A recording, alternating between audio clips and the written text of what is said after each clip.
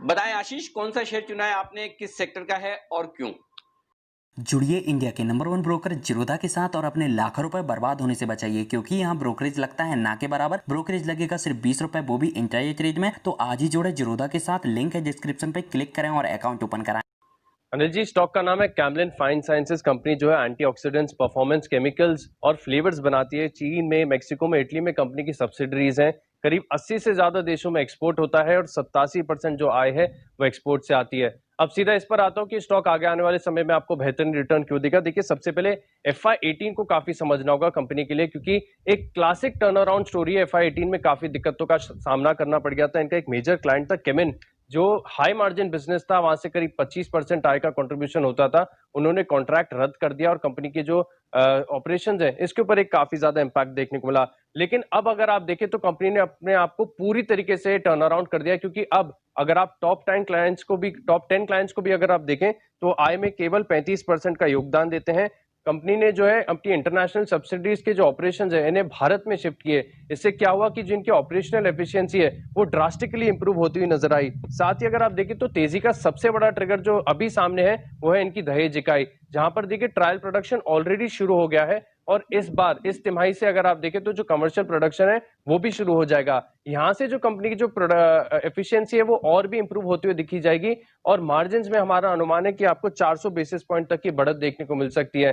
देखिए, classic turn around story है, मैं आपको इससे पहले भी बताया, लेकिन इस स्टोरी को जो है वो नंबर्स काफी ज्यादा सपोर्ट करे, क्योंकि 3 साल ऑपरेटिंग कैश फ्लोज अगर आप देखें तो नेगेटिव रहे थे, लेकिन अब फाइनली कैश फ्लोज जो है पॉजिटिव होते हुए नजर आ रहे हैं। और मुनाफे और मार्जिन के आंकड़े में आप देखिए कि कितना ड्रास्टिक इंप्रूवमेंट देखने को मिला।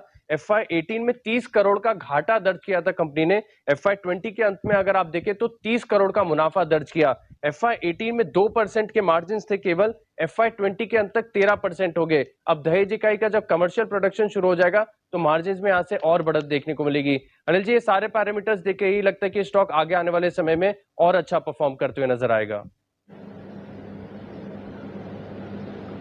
कैमलिन फाइन्स, ये है आपके लिए आज की बेहतरीन मालामाल वीकली की रिकमेंडेशन। और अनिल जी, थोड़ा लेट शुरू हुई थी यहाँ पर रैली, जहां तक बाकी केमिकल स्पेस का सवाल है, पर जैसे कि आशीष बता रहे थे, बहुत ही अच्छी इंप्रूव परफॉर्मेंस रही है सर पिछले कुछ सालों में इस कंपनी की।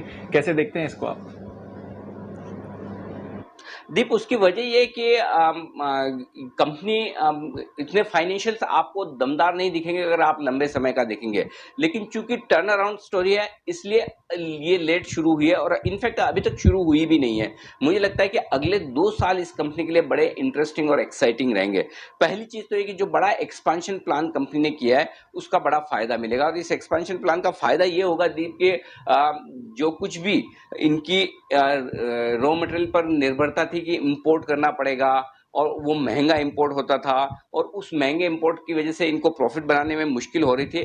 अब ये जो नया एक्सपेंशन प्लान आया दहेज में, जो गुजरात में एक प्लांट है, वहां पर जो एक्सपेंशन प्लान आया उसका फायदा कंपनी को मिल जाएगा। तो सबसे बड़ी चीज मेरे ख्याल से 3 से 4% इनका मार्जिन एक्सपेंशन, यानी कि मार्जिन बेहतर उसी एक्सपेंशन की वजह से होंगे। तो पहला तो मार्जिन बढ़ेंगे और दूसरा जाहिर सी बात है कि जब कंपनियों की ग्रोथ कब होती है, जब वो एक्सपेंशन करते हैं तो आपकी सेल्स और प्रॉफिट में ग्रोथ होगी, तो वो ग्रोथ भी आएगी। तो एक्सपेंशन प्लान लगभग कंप्लीट हो चुका है और अब उसका इंपैक्ट आपको फाइनेंशियल में आना शुरू होता हुआ दिखेगा। तो अगले 2 साल इस लिहाज से बहुत ही बेहतरीन रहेंगे इस कंपनी के लिए। पहली चीज तो ये होगी।